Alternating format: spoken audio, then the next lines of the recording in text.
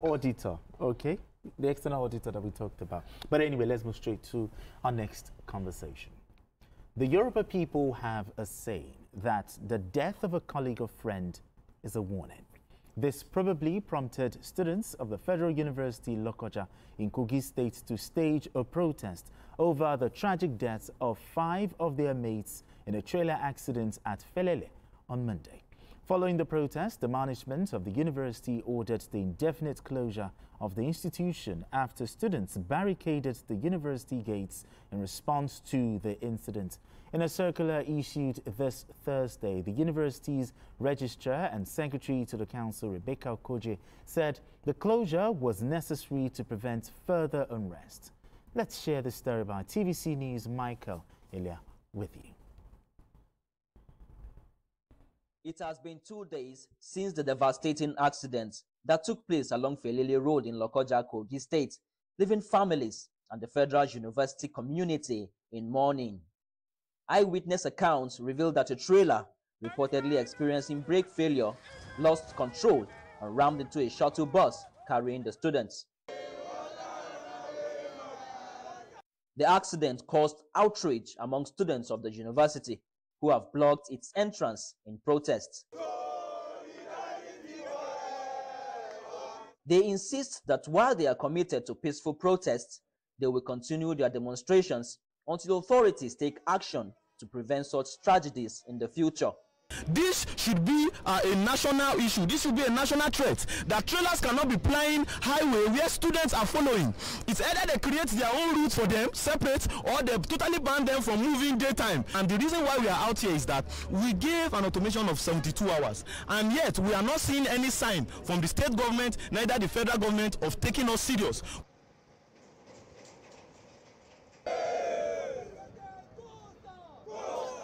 While the Kogi State government has called for caution and assured students of safety and meeting their demands, their protests still persist. It's something that is very, very terrible, and it demoralizes me as a person, because this is something that can happen to any other student. It can be me, it can be my friends, my relatives here. So it's something that is highly devastating and demoralizing. We have been coordinating our students and also our people since the incident, and also since yesterday. And I'm assuring the federal government that nothing, and the state government, we will not hit the road till they bridge our agreement. And it is 72 hours. Till 72 hours is over, we will not hit the road. We are peaceful, we are calm. A pin, an inch have not been found missing, be removed anywhere, or be vandalized. The stance of these students protesting at the entrance of the Federal University Lokoja is still clear. They are calling on the school management, the state government, and of course the federal government to intervene in these incessant cases of road accidents that continues to claim the lives of their fellow students. Michael Ila, TVC News, Lokoja. Wow, very, very gory pictures there, you know. But our heart goes out to the students who lost their lives. But really, what are your thoughts on the issues raised by that student? I think the issues raised are very valid.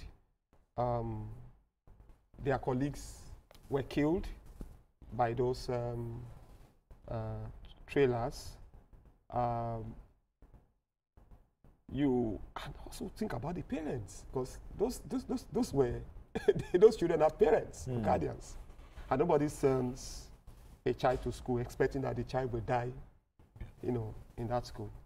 Now, but again, I would also say that the school took a very good decision, because that thing could escalate, you know. It's good. We were all students. We know sometimes when students say they are embarking on a protest, it can turn violent. Sure, they can begin to, you know, when they begin to say Haluta, exactly. Haluta continua, Victoria Sata, and then being young, sometimes, and you know, when you are hungry, you feel more than you think.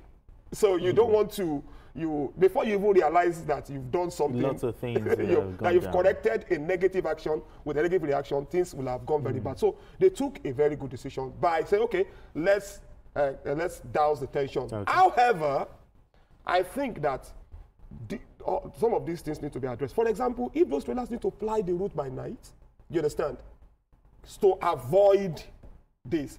If we need to even look at those vehicles that are plying the roads, what is the state of their road worthiness? Those are a lot of questions. A lot of questions need to be answered and satisfactorily answered. And these students need to be assured that, look, government, whoever needs to do something, is doing something to avoid, to prevent such occurrence. I mean, it's happened. It's not a one-off thing, you know. If it keeps happening, then there's a problem.